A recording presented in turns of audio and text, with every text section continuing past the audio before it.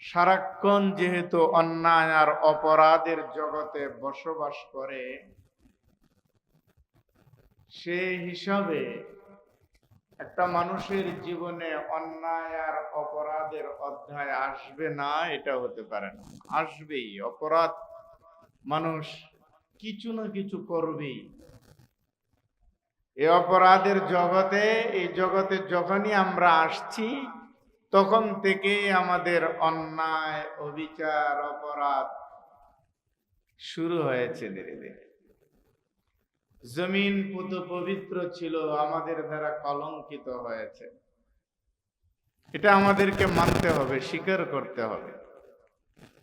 তবে আল্লাহ তাআলা সবচেয়ে বড় শান্তির এবং আমাদের জন্য আশার যে বাণী শুনাইছেন, সেটা হলো অন্যায়কারীরাও, পাপাচারকারীরাও ইচ্ছে করলে সে তার জীবনের পাপ পরিষ্কার করতে পারে। পাপীরাও আমার সাথে সম্পর্ক লাগাইতে পারে পাপ মুছে দিয়ে। কিন্তু আমরা পাপের জগতে যখন হারিয়ে যাই তখন আর ভালোর দিকে আসতে রাস্তা ভুলে যাই। এই ভুলে যাওয়ার কিছু কারণ হলো, সেটা হলো আমরা হয়তো পারিবারিকভাবে বিপদগ্রস্ত হই, অথবা সামাজিকভাবে বিপদগ্রস্ত হই, অথবা আন্তর্জাতিক কোন চক্রের দ্বারা বিপদগ্রস্ত হই। আর আমরা মানুষ বইয়ে পত্রে কলমে লেখাপড়া করছি, লেখছি, পড়ছি। মানুষ সামাজিক জীব। মানুষের একটা সমাজ আছে। মানুষ কি একাকী বসবাস করতে পারে? না, সম্ভব না এটা। সে সমাজের মানুষের সাথে মিশবে, মিলেমিশেই সমাজ গড়বে, নিজেকে গড়বে। সামাজিক জীব হিসাবে এটা আমাদের করণীয়, কর্তব্য। এটা আমাদের সমাজের মানুষের সাথে উঠা বসা করা, সম্পর্ক তৈরি করা, সবে মিলে সমাজটাকে সুন্দর করা, এটা আমাদের একটা দায়িত্ব। সমাজ ছাড়া আমরা বসবাস করতে পারবো না। তবে আজকে যে বিষয়ের উপর খুতবা হবে, সে বিষয়টা হলো সমাজে কোন মানুষগুলিকে আমরা বন্ধুরূপে গ্রহণ করব, সমাজে কোন মানুষের সাথে আমার সখ্যতা গড়ে তুলব, সমাজের কোন মানুষগুলিকে আমি অন্তর দিয়ে ভালোবাসবো। এই বিষয়ের উপরেই যতটুকু আলোকপাত করা সম্ভব হয় না আমাদের আগে আগে খুবই গুরুত্বপূর্ণ আলোচনা। মানুষ সামাজিক জীব হিসাবে সমাজের মানুষের সাথে বসবাস করবে, কিন্তু এই সমাজের সব মানুষগুলির সাথেই বিচরণ করা, ঘোরাফেরা করা, সম্পর্ক লাগানো, এটা কিন্তু একজন ইমানদারের কাজ না। এটা একজন ইমানওয়ালার কাজ হতে পারে না। আজকে বাজ বিবেচনা আমাদের নাই বিধায় নিজেরাও অনেক সময় নিজেদের পদস্খলন ঘটে, আবার নিজেদের উঠতি বয়সের সন্তানগুলিও সমাজের কাদের সাথে মিলছে, কাদের সাথে চলছে, সেই দৃষ্টিটা আমাদের না থাকার কারণে, নিগাহবানি না থাকার কারণে আমার উঠতি বয়সী ছেলে মেয়েরাও পর্যন্ত সমাজের এই থাবায় পরে নষ্ট হয়ে যাচ্ছে।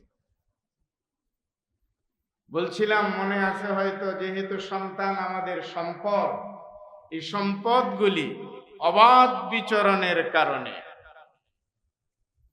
যাকে ইচ্ছা তাকেই বন্ধু বানাবার কারণে, সঙ্গী বানাবার কারণে বিপদগ্রস্ত হচ্ছে। আমাদের জিম্মাদারি, এটা একটা বড় জিম্মাদারি, যে আমার সন্তানগুলি কার সাথে চলে, কিভাবে চলে, সে তার বন্ধু বান্ধবগুলি কেমন। একজন বাবা হিসাবে, জিম্মাদার হিসাবে আপনার দেখাটা জরুর দরকার।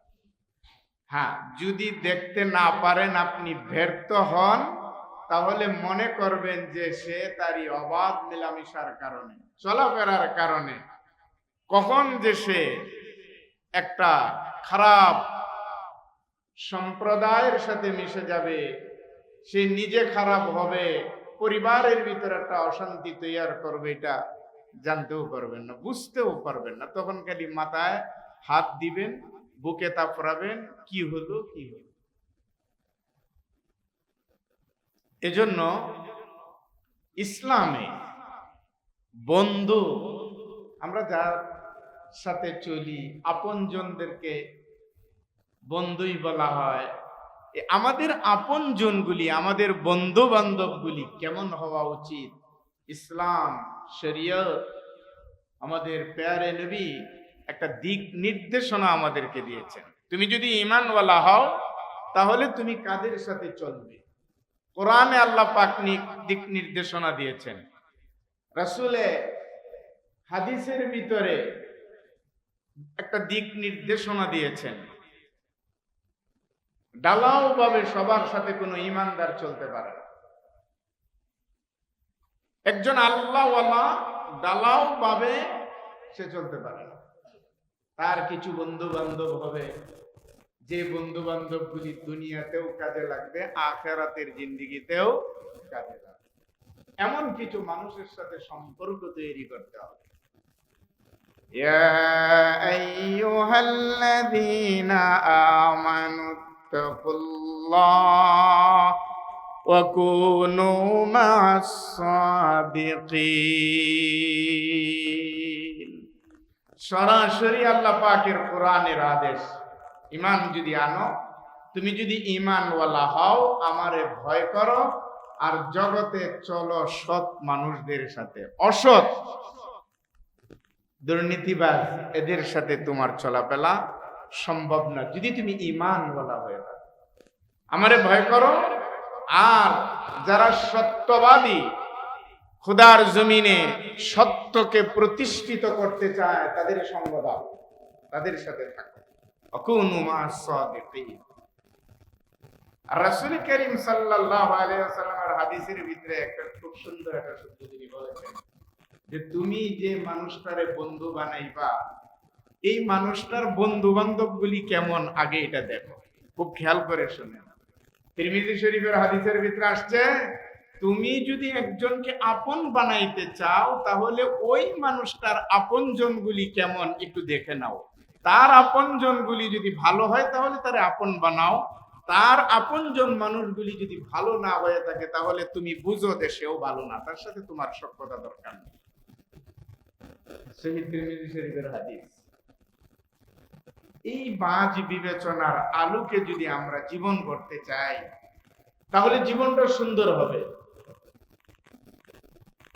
জীবনটা পুত পবিত্র হবে, জীবনটা মূল্যবান হবে। অনেক সময় নিজে হেরে গেলেও বন্ধুর দ্বারা, আপনজনের দ্বারা আমি উপকৃত হব।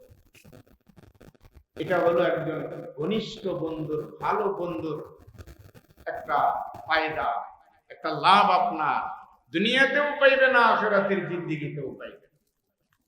এজন্য আমাদেরকে এই বিবেচনাটা না থাকার কারণে আজকে কি করছি আমরা, আমার বন্ধু কে হওয়া দরকার ছিল আর কারে বন্ধু বানাই, আমি কার সাথে চলা দরকার ছিল, আমি কার সাথে চলি, আমি কাদের আদর্শটা গ্রহণ করার দরকার ছিল আর কোন আদর্শে আমি চলি।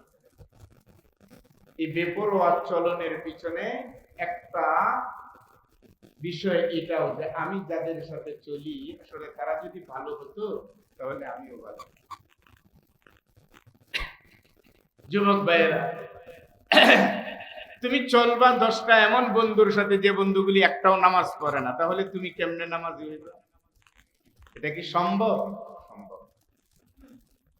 আর তুমি যদি 10টা বন্ধুর সাথে চলো, 5টা বন্ধুর সাথে চলো, এরা যদি নামাজি হয়, তাহলে তোমার মতন ওই রকম একজন বেনামাজিকে 5 জনে 10 জনে তোমাকে দেখবে যে নামাজের কাতারে দাঁড় করাইয়া দিচ্ছে। ভালো বন্ধুর উপকারিতাটা তো হলো এটা, একজন ভালো মানুষের সাথে চলার উপকারিতাটা তো হলো। আর যদি সব সিগারেট খোর, বিড়ি খোরদের সাথে চলা হয়, এই যে ধীরে ধীরে দেখেন বড় দুঃখ লাগে, কষ্ট লাগে। একটা বয়সে যে মানুষ বিড়ি টানে, সিগারেট টানে, এটা দেখেও মাইনা না নেওয়ার মতন হলেও মাইনা নেওয়া যায়, এটা টানে। কিন্তু আপনার একটা দশম শ্রেণীতে পড়ুয়া ছাত্র, ছেলে মেয়ে, ওই যদি ক্লাস ফাঁকি দিয়া তার প্রতিষ্ঠানের পিছনে আনাচে গানাচে সুরট টানে, তাহলে আপনি বুঝেন যে আপনার এই সন্তানটা কতটুকু আদর্শ সন্তান। আপনার অপরিণত বয়সে সে কি করলো আপনি যদি খোঁজ নিয়ে দেখেন, অথচ আপনি বাবা, আপনিও কোনোদিন একটা সুরটে টান দেন নাই। আপনারই সন্তান কেবল নবম শ্রেণীতে দশম শ্রেণীতে পড়ে, সুরট টানতে, চোখ মুঞ্জে টানতেছে, ঘুমা ছাড়তেছে, আপনিও টানেন নেই। আপনি যদি মনে করেন যে আমার এই ছেলেটা এমন হইল কেন, আপনি যদি এটার কারণ খুঁজতে যান, তাহলে নিঃসন্দেহে আপনি কারণ বের করবেন, যেটা সেই কারণটা হলো তার চলনটাই হচ্ছে আরেকটা বিড়িখোরের সাথে সিগারেটের সাথে। তার অবাধে সিগারেট টানবে সে। ইয়া আইয়ুহাল্লাযীনা আমানুত্তাকুল্লাহ ওয়া কুনু মা'আস সাদিকিন। কার সাথে চলবে, তার বন্ধুটা কেমন হবে, এটাও একজন বাবা হিসাবে আপনার একটু নজরদারি করা দরকার। আপনার সন্তানটা পড়াশোনা করার পাশাপাশি বাকিটা সময় সে কোথায় দিচ্ছে? যুবক ভাইরা, খুব ভালো করে শুনতে হবে। নিজের জীবনটাকে ক্যারিয়ার যদি করতে চাও, তাহলে ইসলামের নিয়ম কানুন ব্যতি রেখে কেউ কিছু করতে পারে না, হয় না। সে পড়াশোনার পাশাপাশি কোথায় সময় দিচ্ছে একজন বাবা হিসাবে আপনার দেখা দরকার। রাত 12টায় ঘরে ফিরলো, 11টায় ঘরে ফিরলো, একটু হক তালাশি নেন, সে কোথায় ছিল, কেন এমনটা হলো। আর তুমি ছাত্র ভাই, তুমি তোমার পড়াশোনায় হচ্ছে কাজ, এই রাত 12টায় তুমি কোথায় গেছি, বোঝা যায় যে আমার কাছে ইসলামের কোনো নিয়ম কানুন নাই। এবং আমি এমন একজন বাবা, আমি আমার সন্তানগুলিরেও নিয়মে উঠাইতে পারি। আজকে দেখুন সমাজের অবস্থাটা কতটা খারাপ, কতটা খারাপ। কিশোর গ্যাং না, এখন শিশু গ্যাং তৈরি হচ্ছে। এখন কোন কিশোর গ্যাং না, এখন কি শিশু গ্যাং তৈরি হচ্ছে। যেই শিশুদের হাতে হাতে, পকেটে পকেটে আপনি পাইবেন মাদক, আপনি পাইবেন এই নানান হাবিজাবি নিশাগ্রস্ত জিনিস। ছোট্ট ছোট্ট বাচ্চা, এই বাচ্চাগুলি যদি আমার সমাজে এরকম অবাধে বিচরণ করে, তাহলে আমার শিশু সন্তানগুলি কিভাবে আমি মানুষ বানাবো? এই চিন্তাটা তো আমাদের সমাজের প্রত্যেকটা মানুষের মাথায় ধরা দরকার। সমাজের শিশুরা যদি খারাপ হয়, আমার শিশু সন্তান যে খারাপ হবে না, এটার গ্যারেন্টি কে দিবে? সমাজের কিশোররা যদি খারাপ হয়, আমার কিশোর সন্তানটা খারাপ হবে না, এটার গ্যারেন্টিটা কে দিবে? আমরা যে একেবারে সমাজের তদারকি ছেড়ে দিয়েছি, এটা ভালো কাজ না। এটা ভালো কাজ না, এটা ভালো কিছু বয়ে আনবে না। অনেকেই বলে নিজে বাঁচলে এখন বাবার নাম। আরে নিজে বাঁচলে বাবার নাম, এটা কখন মানুষ বলে? এটারও একটা সময় আছে। আপনি যেই সমাজে বসবাস করছেন, সেই সমাজ যদি ক্যান্সারে ছেয়ে যায়, এই সমাজে আপনি ভালোভাবে থাকবেন না, হতে পারে না, হতে পারে না। একটা ডায়রিয়া হইলে আপনি তাড়াতাড়ি যান না, এটা সোয়াসে বলে দেন। অথচ হাদিসের রোগের কোন সোয়াসে রোগ বলতে কিচ্ছু নাই। এটা ইমানের একটা কথা, জেনে রাখেন। অথচ পাশের বাসায় ডায়রিয়া চলতেছে, আপনিও যান না, একটা সন্তানরেও যাইতে দেন না যে ডায়রিয়া চলতেছে, এটা সোয়াসে, এটা আমার ঘরেও চলে আসবে, যাও না বাবারা। অথচ এই যে সমাজের একটা ডায়রিয়া চলতেছে, একটা বিকল অবস্থা চলতেছে, যেটা আপনার ঘরে যে প্রবেশ করবে এটা নিশ্চিত, এটা যে সোয়াসে এটা নিশ্চিত। খারাপ সঙ্গের সাথে চললে খারাপই হবে, এটা আপনি লিখে রাখেন। দুই করে ছোটর থেকেই শুনতেছি এবং নিজেরাও পড়তেছি, দেখতেছি, সৎ সঙ্গে স্বর্গবাস আর অসৎ সঙ্গে হলো সর্বনাশ। কত সিদ্ধ কথা, সহি কথা। যদি আমরা এটাকে আরবিতে ডাইভার্ট করি, তাহলে ট্রান্সলেট করি, তাহলে কি হবে? সেখানেও বলা হচ্ছে সোহবাতুস সালিহিনা নূরুন ওয়া সোহবাতুশ শাররিনা নারুন। ভালো মানুষের সাথে চলবা, জীবনটা আলোকিত হবে। আর খারাপ মানুষের সাথে চলবা, জীবনটা তোমার একেবারে ওই কি জাহান্নামে পরিণত হয়ে যাবে, আগুন বরাবর হয়ে যাবে। সাহাবাতুস সালিহিনা নূর, নূর মানে আলো, আর সাহাবাতুস শাররে নারুন, নার মানে হচ্ছে আগুন। নূর মানে হচ্ছে আলো, নার মানে হচ্ছে আগুন। তাহলে তুমি যদি ভালো মানুষের সাথে চলো, সৎদের সাথে চলো, তোমার জীবনটা আলোকিত হবে। আর যদি তোমার চলনটা খারাপের সাথে হয়, তাহলে তোমার জীবনটা নিভে যাবে, আগুনে পুড়ে সারকার হয়ে যাবে। কিন্তু দেখুন আজকে আমার বসবাস, আমার সন্তানের বসবাস, এই যে ইয়াং জেনারেশন, আর যাদের চেহারার দিকে তাকাইলেই কেমন কেমন জানি মনে হয়। কারণ কি, ওই যে সেও গ্রস্ত হয়ে গেছে খারাপের পাল্লায় পড়ে পড়ে, খারাপের পাল্লায় পড়ে। না হলে আমার সন্তান বিড়ি টানবে কেমনে, আমার সন্তান এই নিশা গ্রহণ করবে কেমনে, এটা তো আমি আন্দাজও করতে পারি। নবী করিম সাল্লাল্লাহু আলাইহি ওয়াসাল্লাম এজন্য বন্ধু নির্বাচনের ক্ষেত্রে বলছেন যে তুমি আগেই তাকে বন্ধু বানায়ো না, তার বন্ধুগুলি কেমন আগে দেখো। যদি তার বন্ধুগুলি ভালো হয়, তার সাথে বন্ধুত্ব করো। আর তার বন্ধুগুলি যদি, আপনজনগুলি যদি ভালো না হয়, সে নিজেও ভালো না, তার সাথে তুমি ওখানে দুষ্কৃত্য করতে যাও না, এখানে দুষ্কৃত্য করতে যাও না। এটা ইমানের শিক্ষা, ইসলামের শিক্ষা। ইসলাম বলেছে, ইমান বলেছে, তুমি যদি ইমানওয়ালা হও, আল্লাহরে ভয় করো, আর সৎ মানুষের সাথে উঠা বসা করো। সৎ মানুষের সাথে উঠা বসা করবে, তাহলে জীবনটা তোমার ধন্য হবে, দুনিয়াতেও ভালো মানুষ হবে, আখিরাতের জিন্দেগিতেও এই সৎ মানুষের সাথে চলার কারণে সৎ মানুষটা তোমার জীবনে একটা শান্তির অধ্যায় বয়ে এনে দিবে, তুমি জানতেও পারবে। কেননা আমরা জানি রাসূলুল্লাহ সাল্লাল্লাহু আলাইহি ওয়াসাল্লাম হাদিসে পাকে অনেক কিছুই তো বলেছেন। কিয়ামতের ময়দানে রব্বুল আলামিন একজন ক্ষতিগ্রস্ত মানুষকে সর্বশেষ আহ্বানটাও করবেন, ওরে গুনাহগার, জাহান্নামে জানেওয়ালা, জাহান্নামের ফয়সালা তোমার উপরে অবধারিত। তবে সর্বশেষ তোমার জীবনে আরেকটা বিষয় টেনে দেখতে চাই। তোমার জীবনে, দুনিয়ার এই জীবনে তোমার সাথে কোনো ভালো মানুষের সংমিশ্রণ ছিল কিনা, দুনিয়ায় কোনো ভালো বন্ধুর সাথে তুমি চলছো কিনা, দুনিয়ায় এমন কোনো মানুষের সাথে তুমি চলছো কিনা যে মানুষটা দুনিয়ায় ভালো ছিল, দুনিয়ায় কোনো আলেমের সাথে সখ্যতা ছিল কিনা। নবী করিম সাল্লাল্লাহু আলাইহি ওয়াসাল্লাম বলেন, আল্লাহর পক্ষ থেকে আহ্বান যখন আসবে যে কোনো আলেমের সাথে বসে খাবার খেয়েছিলে কিনা, কোনো আলেমের মজলিসে বসছিলে কিনা, কোন সত্যবাদী আদর্শ মানুষের সাথে চলছো কিনা।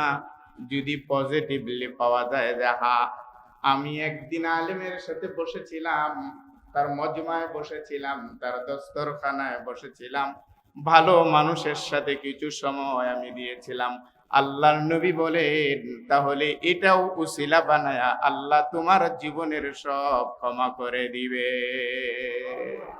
যা, একটা ভালো মানুষের সাথে যেহেতু চলছো। আমাদের যুক্তিবাদী হুজুর মারা গেছেন, হাদিসে পাই নেই, তিনার ওয়াজটা করতেছি, খুব ভালো ভালো কথা বলতেন। যুক্তিবাদী হুজুরে একটা কথা বলতেন, একটা ওয়াজ তিনার আমি অনেকবার শুনেছি, যে আল্লাহ তাআলা মানুষকে যে মাফ করবেন, আমরা যে আমলের সাথে আছি, আমল দিয়া জান্নাতের তো কোনো গো বাতাসও পাইতে পারি না।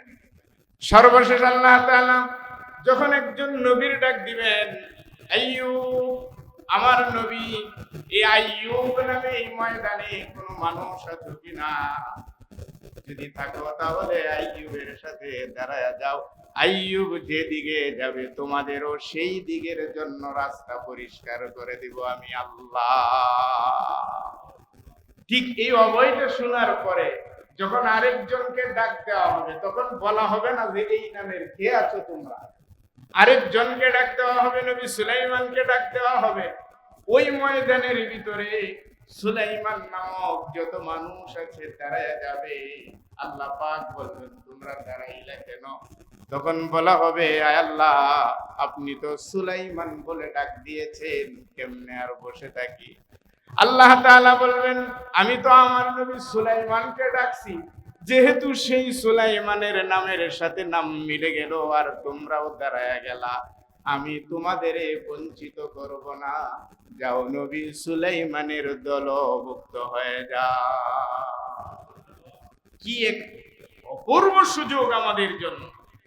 যাদের ধরলে পরে, যাদের আদর্শ মানলে পরে, যাদের সাথে সখ্যতা গড়লে পরে কিয়ামতের আদালতেও রহমতের ডাক আসবে, অথচ অন্তর থেকে ঘৃণা ভরে ভরে তাদের প্রত্যাখ্যান করে চলছি এই জগতে। আমরা তাদের প্রত্যাখ্যান করছি, তাদের আদর্শ, তাদের রীতি নীতি সব প্রত্যাখ্যান।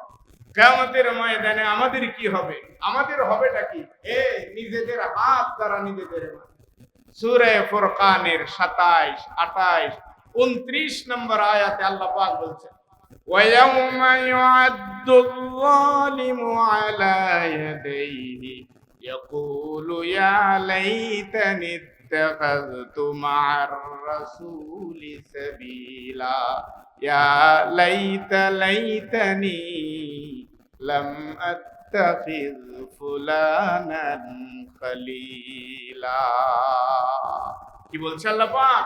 আল্লাহ পাক বলছে, ওই দিন ওই বদমাইশেরা, ওই দিন ওই নাফরমানেরা, দুনিয়ায় হেকরামি আর অহংকার করে চলনেওয়ালারা, দুনিয়াবি মানুষগুলির সাথে যাদের সখ্যতা করে উঠেছিল, ভালো মানুষ চিনে নাই, ভালো মানুষের সাথে থাকে নাই, ওই মানুষগুলি কিয়ামতের ময়দানে আইয়ুবরে ডাক দিলে আইয়ুবের সাথে সব আইয়ুব চলে যায়, সুলাইমানের ডাক দিলে সব সুলাইমান চলে যায়। আমার একজন আলেমের দস্তরখানায় বসেছিল কিনা, এই ডাক দিলে পরে যদি পাওয়া যায় তাহলে সেও চলে যায়। ওই ময়দানে যে মানুষগুলি দেখবে যে দুনিয়াতে এতটুকু কাজ পর্যন্ত করি নাই, কি করবে ওরা? আমার আল্লাহ তাআলা বলেন, ওই দিন তারা ওই তাদের হাতগুলি তাদের চেহারায় মারবে আর বলবে, ইয়া লাইতানি ইত্তাখাযতু মা'আর রাসূলি সাবিলা। আহারে, কেন আমি তাদের বন্ধু বানাইলাম না? কেন আমি রাসূলের বন্ধু বানাইলাম না? রাসূলকে যদি বন্ধু বানাইতাম তাহলে আজকে তো কিয়ামতের ময়দানে এমন হতো না। ইয়া লাইতানি, ইয়া লাইতানি, আফসোস করতে থাকবে আর বলতে থাকবে, কেন আমি আল্লাহ ওয়ালা হলাম না, আল্লাহ ওয়ালাদের সাথে সময় দিলাম না, আল্লাহ ওয়ালাদের আদর্শে নিজের জীবনকে আদর্শিত করলাম না। ইয়া লাইতানি ইত্তাখাযতু মা'আর রাসূলি সাবিলা, ইয়া লাইতানি লাম আত্তাখিয ফুলানান খালিলা। কেন অমুকদের, দিনদারে, ইসলাম ওয়ালাদের, ঈমান ওয়ালাদের কেন বন্ধু বানাইলাম না? যদি বানাইতাম তাহলে তো এমনটা হতো না। নবী করিম সাল্লাল্লাহু আলাইহি ওয়াসাল্লাম এই জন্য বলছেন, তুমি যার সাথে চলবে খবরদার ওই যদি নামাজি না হয়, তুমি ইমানদার হিসাবে তার সাথে চলা তোমার মানায় না। পারো না, বেনামাজি সবসময় নামাজ ছাইরা ছাইরা চলে, ওর সাথে চইলো না, দুনিয়াতেও কখন গজব নামে আসবে তুমি জানতেও পারবে না, আফসোস করবে তুমি ওই দিনে। কেননা দেখেন, এই একজন যার সাথে চলবেন, এটা আল্লাহ আপনাকে শিখিয়ে দিয়েছে। আমারে আপনার আল্লাহর নবীকে পর্যন্ত আল্লাহ তাআলা ডাক দিয়েছেন। সূরা কাহফের ভিতরে আল্লাহ পাক বলেন, ওয়াসবির নাফসাকা মা'আল্লাযীনা ইয়াদউনা রাব্বাহুম বিল গাদাতি ওয়াল আশি ইউরিদুনা ওয়াজহা। নবী হে, আপনি তাদের সাথে দুনিয়ায় সখ্যতা গড়ে তুলুন। নবীকে বলা হচ্ছে সূরা কাহফ, আল্লাহ পাক নবীকে বলছেন, ওই মানুষগুলির সাথে আপনি সখ্যতা গড়ে তুলুন, ওই মানুষগুলির সাথে বন্ধুত্ব গড়ে তুলুন, ওই মানুষগুলির আপনি আপন বানায় নিন, যারা সকালে বিকালে তাদের মাওলারে ডাকে। ওই মানুষগুলি যেন আপনার বন্ধু হয়, যেই মানুষগুলি প্রতিটা কাজের ভিতরে তাদের আল্লাহর সন্তুষ্টি তালাশ করে। পরিষ্কার বলো, ওয়াসবির নাফসাকা মা'আল্লাযীনা ইয়াদউনা রাব্বাহুম বিল গাদাতি ওয়াল আশি ইউরিদুনা ওয়াজহা, আল্লাহর সন্তুষ্টি তালাশ করে যেই মানুষগুলি, ওই মানুষগুলির আপন বানা, ওই মানুষগুলির বন্ধু বানা, ওই মানুষগুলির সহযোগিতা করুন, ওই মানুষগুলির পাশে থাকুন। আল্লাহ পাকের অর্ডার নবীকে দিয়েছেন। সেই নবী ডেকে ডেকে আমাদেরকে বলছেন, যার সাথে তার সাথে পীড়িত লাগাইও না, যার সাথে তার সাথে বন্ধুত্ব লাগাইও না, ধ্বংস হয়ে যাবে। একজন মুসলমান আরেকজন মুসলমানের সাথে বন্ধুত্ব করবে, একজন ঈমানওয়ালা আরেকজন ঈমানওয়ালার সাথে বন্ধুত্ব করবে। তার মানে কি এটাই যে তাদের সাথে বন্ধুত্ব করবো আর বাকি কারোদের দেখবো না? ইসলাম বলেছে তোমার বন্ধুত্ব হবে, আপন হবে আরেকজন মুসলিম আরেকজন ঈমানওয়ালা। তবে হ্যাঁ, দ্বীনের ব্যাপারে একজন কাফের, বেঈমান, ইহুদ, নাসারা তারা যদি অসহায় হয় তাদেরকে পূর্ণ সহযোগিতা তুমি করো, সেটাও একজন মুসলমানের আলামত। কিন্তু খবরদার একজন কাফের, নাস্তিক, ইহুদ যেন তোমার বন্ধু না হয়। সেটাও আল্লাহ তাআলা বলেছেন কোরআনে, লা ইয়াত্তাখিযিল মুমিনুনাল কাফিরিনা আউলিয়া মিন দুনিল মুমিনিন ওয়া মান ইয়াফআল যালিকা ফালাইসা মিনাল্লাহি ফি শাইইন ইল্লা আন তাত্তাকু। আল্লাহ পাক বলছেন একজন মুমিন আরেকজন কাফেরকে অন্তর দিয়ে বন্ধু বানাতে পারে না, একেবারে অন্তরে অন্তরে মিলে যেতে পারে না। কারণ মুমিনের বন্ধু হবে আরেকজন মুমিন, মুসলমানের বন্ধু হবে আরেকজন মুসলমান। এটাই হচ্ছে কোরআন আর এটাই হচ্ছে আল্লাহ পাকের আদেশ। অথচ আমরা আমাদের জীবনে দেখুন, একজন মুসলমানরে যতটা না ভালো পাই, তার চেয়ে ইহুদ এবং নাসারাদেরকে তার চেয়ে বেশি ভালো পাই, বন্ধুত্ব হলো তাদের সাথে।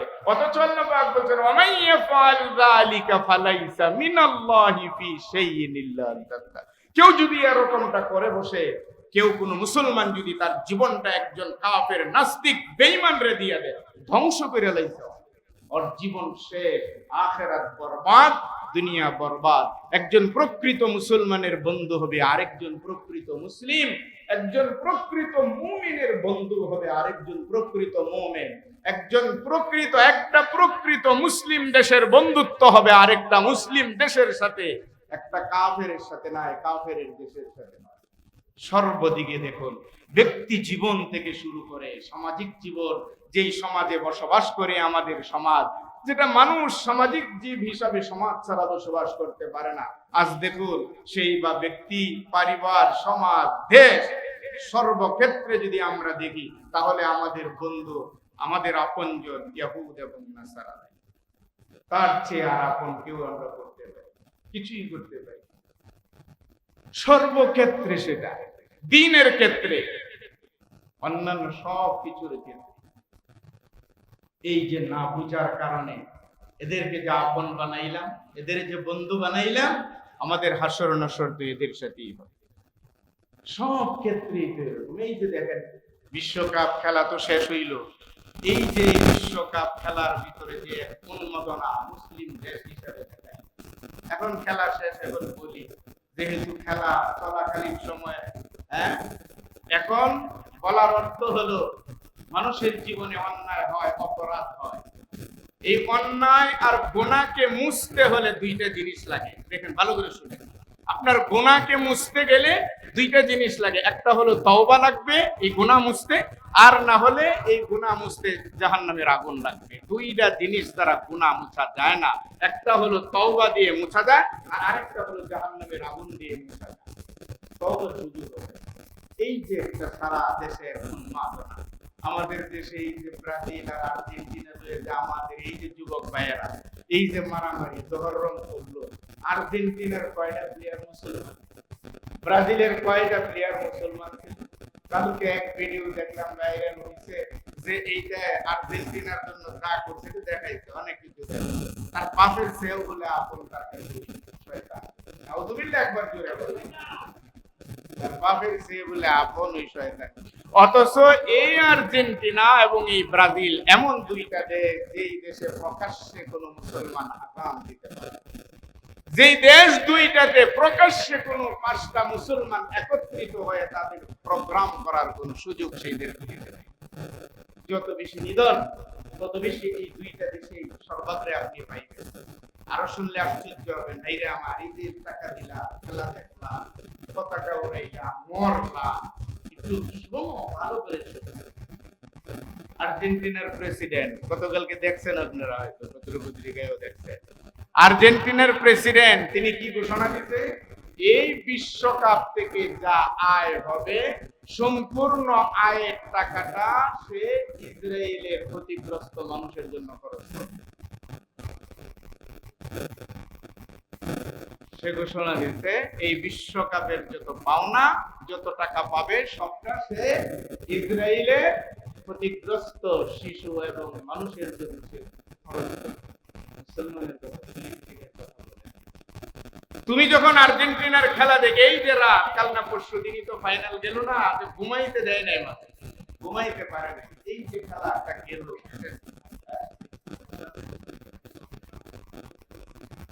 তাহলে যেটা গেল এটা কি, আরে খোদা, খাইছে